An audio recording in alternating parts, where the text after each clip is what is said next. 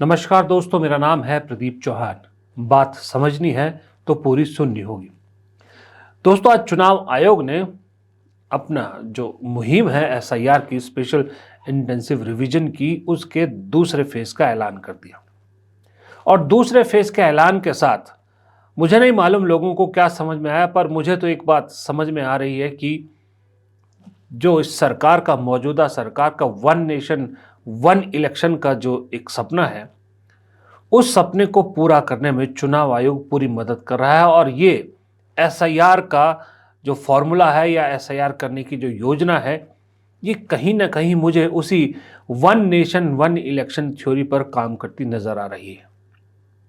वरना आप खुद सोचिए कि बिहार में ठीक चुनाव से पहले एसआईआर करते हैं, इतना सारा कुछ विरोध प्रदर्शन होता है, सब कुछ होता है, और चुनाव आयोग आज जब दूसरे फेज का ऐलान करता है तो कहता है बिहार में किसी पॉलिटिकल पार्टी ने विरोध नहीं किया।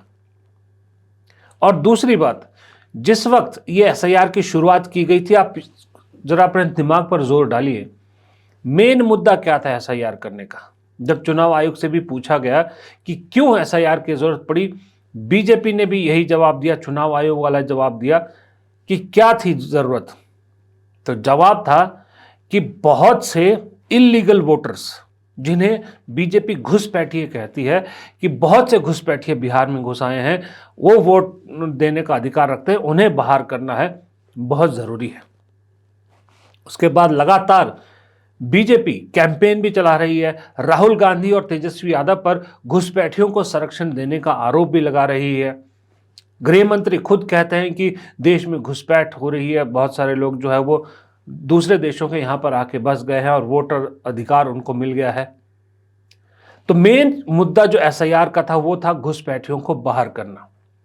लेकिन जैसा कि जब से बिहार में एसआईआर हुआ है, तब से चुनाव आयोग लगातार ये बताने में नाकाम हुआ है कि असल में इस सारी एक्सरसाइज के बाद बिहार में कितने ऐसे वोटर मिले जो घुसपैठिए थे, जो इस देश के नागरिक नहीं है। तब से लेके अब तक चुनाव आयोग जब भी घुसपैठ का सवाल उठता है, कितने लोग पकड़े गए, कहां से कौन घुसपैठी आए हैं, गोलमाल करती है। और आज भी जब दूसरे फेज का ऐलान किया, जब फिर मुख्य चुनाव आयुक्त से सवाल पूछा गया कि बिहार में कितने लोग ऐसे मिले हैं, फिर से एक बार कोई जवाब चुनाव आयोग के पास इसका नहीं था।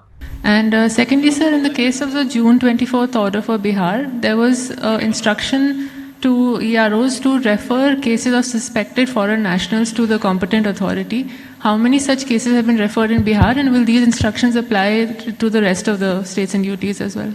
जो बिहार में एसआईआर हम लोगों ने किया और उसमें जो हम लोगों को लगा कि हम मतदाताओं को और सुविधाएं क्या दे सकते हैं, वो मैंने आपको अपनी पीपीटी में बता ही दिया है।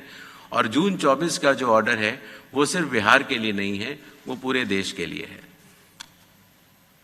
कुछ एडिशनल इंस्ट्रक्शंस भी जारी होंगे इन 12 राज्यों के। ये हाल है चुनाव आयोग का। आप देखिए, आपकी स्क्रीन पर है जो अब 12 राज्य और यूनियन टेरिटरीज में जो सेकंड फेज का होना है एसआईआर, जिसमें अंडमान निकोबार, छत्तीसगढ़, गोवा, गुजरात, केरला, लक्षद्वीप, मध्य प्रदेश, पौडुचेरी, राजस्थान, तमिलनाडु, उत्तर प्रदेश, वेस्ट बंगाल, यहाँ के 51 करोड़ वोटर्स को फिर उसी प्रक्रिया से गुजरना पड़ेगा, जो प्रक्रिया 28 अक्टूबर से स्टार्ट होगी और 7 फरवरी तक चलेगी।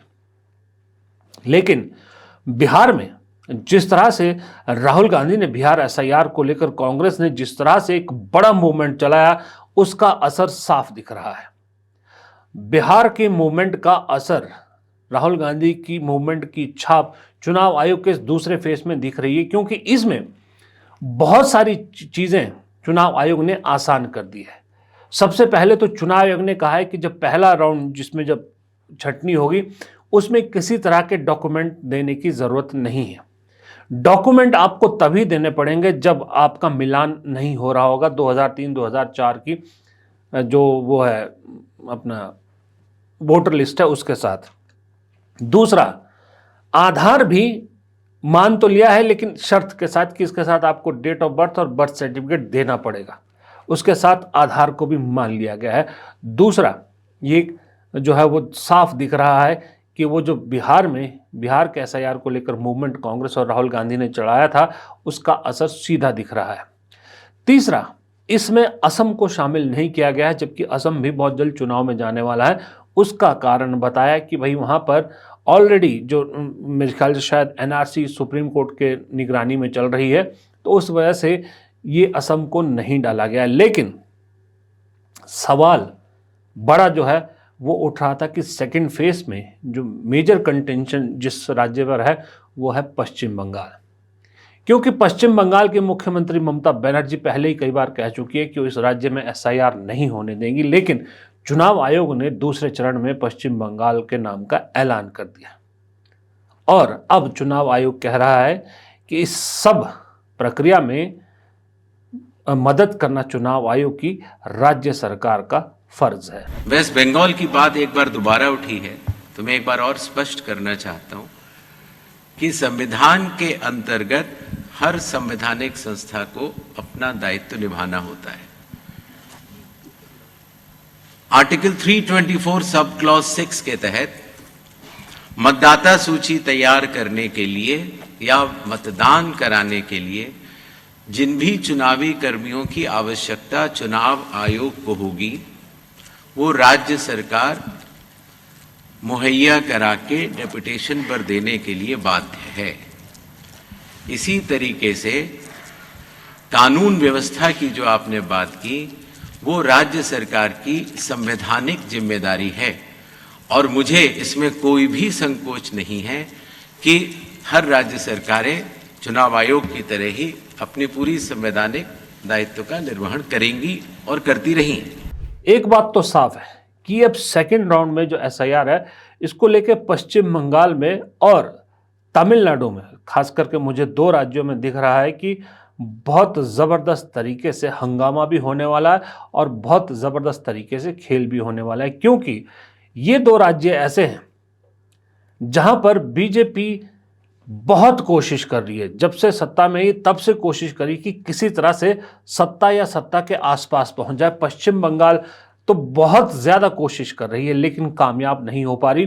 तमिलनाडु में दक्षिण में घुसने के लिए कर्नाटक के बाद तमिलनाडु में घुसने की भरपूर कोशिश कर रही है लेकिन कामयाब नहीं हो पा रही। वहाँ दिक्कत स्टालिन से है तो पश्चिम बंगाल में ममता बनर्जी से है। इन दोनों राज्यों में आप मान के चलिए कि विपक्ष खास करके जो टीएमसी और डीएमके है उनकी तरफ से भारी विरोध देखने को मिलेगा और साथ ही वहाँ पर कई तरह का आपसी मनमुटाव या जो भी आप कहें इस तरह की चीज़ें देखने को मिलेगी। लेकिन एक राज्य और है केरल, वहाँ भी चुनाव होने, वहाँ भी बीजेपी की भरपूर कोशिश है, संघ की ज़्यादा, बीजेपी से ज़्यादा संघ की कोशिश है कि किसी तरह से बीजेपी के लिए जगह बन जाए। एक सांसद इस बार है वहाँ से केरल से। अब विधानसभा में कोशिश करें कि किसी तरह से कुछ रास्ता विधानसभा में पहुंचने के लिए बन जाए और केरल को लेकर बहुत सारी चीज़ें इसलिए भी बीजेपी के फेवर में मानी जा रही कि वहाँ पर चुनाव आयोग जो खेल करेगा उसका ज़्यादा विरोध शायद वहाँ की लेफ्ट सरकार ना करे, क्योंकि अगर वो विरोध करेगी तो फ़ायदा कांग्रेस को होगा और अगर बीजेपी को अपना खेल करने में वो थोड़ा सा ढील देती है तो नुकसान कांग्रेस को होगा, फ़ायदा लेफ्ट को होगा, क्योंकि बीजेपी अभी शुरुआती दौर में है। इसलिए केरल, तमिलनाडु और पश्चिम बंगाल, इन राज्यों में जो विपक्ष है उसमें और सत्तारूढ़ पार्टी में बीच में चुनाव आयोग को लेकर बहुत जंग का माहौल होने वाला है। लेकिन नज़रें उत्तर प्रदेश, राजस्थान, मध्य प्रदेश और गुजरात, इन राज्यों पे भी रखना ज़रूरी है, क्योंकि उन तीन राज्यों का जिनका मैंने नाम लिया वहाँ कोशिशें बीजेपी के लिए जगह बनाने की है। तो इन चार राज्यों में कोशिश वन नेशन वन इलेक्शन के प्लेटफॉर्म को और मजबूत करने की। इन केस अगर वन नेशन वन इलेक्शन करने में कामयाब हो गए तो जाहिर सी बात है ये चार राज्य ऐसे हैं जो फिलहाल बीजेपी के हाथ में हैं और बीजेपी को लोकसभा चुनाव में मदद भी करते हैं। अगर इन चार राज्यों में बीजेपी अपनी सेटिंग करने में कामयाब हो गई तो वन नेशन वन इलेक्शन का सपना काफ़ी हद तक बीजेपी करने में कामयाब हो सकती है। अब उनको ये भी पता है कि आने वाले दिनों में जो इलेक्शन है अगले साल, वो वेस्ट बंगाल में है, केरला में है, तमिलनाडु में है, तो फिर एसआईआर वहाँ करेंगे, क्योंकि किसी न किसी तरीके से भाजपा को कुर्सी पर बने रहना है। इसलिए तो देश के इलेक्शन कमीशन चुनने की प्रक्रिया जो थी उसमें अपनी मर्जी से संशोधन किया, क्योंकि वो जानते थे कि हम इलेक्शन कमीशन लगाएंगे और फिर लोकतंत्र खत्म करके वोट चोरी करके हम इस देश के अंदर सरकारें बनाते रहेंगे। उसके बाद 2027 में उत्तर प्रदेश आएगा, उत्तराखंड आएगा, पंजाब आएगा। ये इसलिए ताना बाना बुना जा रहा है। जो इलेक्शन कमीशन है, हमने तो बार बार कह रहे हैं, बार बार राहुल गांधी ने सबूत दे दिए हैं, तथ्य दे दिए हैं कि अब देश के अंदर लोकतंत्र नाम की और देश के संविधान को तोड़ने की पूरी तैयारियां हो चुकी हैं, तोड़ दिया है। और लोकतंत्र को चूर चूर करने का काम इस बीजेपी की सरकार और देश के प्रधानमंत्री ने किया है। लेकिन एक चीज़ और ध्यान देने वाली है, इसमें जो लिस्ट आई है इसमें ध्यान देने वाली एक चीज़ और है कि इस दूसरे फेज में वो राज्य नहीं है जहां कांग्रेस की सरकारें हैं। न कर्नाटक है, न तेलंगाना है, न हिमाचल है। यानी इन राज्यों को लेकर अभी तैयारियां पूरी नहीं है।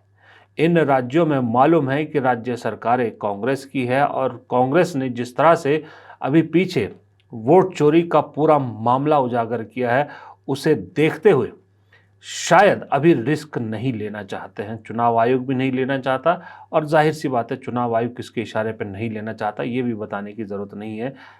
तीसरे फेज में देखते हैं ये राज्य होंगे या नहीं होंगे या फिर चौथे फेज में होंगे। फिलहाल अगर सेकंड फेज की बात करें तो सेकंड फेज में तो बीजेपी के जो खुद के ग्राउंड है, खुद के जो मेजर जिसको कहते हैं स्टेक वाले राज्य हैं और साथ ही वो राज्य हैं जहां बीजेपी एस्पायर करती है सत्ता के नज़दीक या सत्ता में पहुंचने की। ये बहुत सोच समझ के ये अभी सूची मेरे हिसाब से बनाई गई है, क्योंकि एक साथ सारे फ्रंट चुनाव आयोग नहीं खोलना चाहता है। एक बार अगर सारे फ्रंट एक साथ अगर खोल देगा चुनाव आयोग, फिर जवाब देना मुश्किल हो जाएगा। अभी तो फिलहाल घुसपैठ के मुद्दे पे जवाब नहीं दे पा रहे, फिर तो बहुत सारे जवाब देने को हो जाएंगे। फिलहाल इस वीडियो में इतना ही। वीडियो पसंद आए तो लाइक कीजिएगा, शेयर कीजिएगा, कमेंट बॉक्स में अपनी राय ज़रूर दीजिएगा और चैनल को अगर आपने अब तक सब्सक्राइब नहीं किया है प्लीज़ चैनल को सब्सक्राइब ज़रूर कीजिएगा। नमस्कार।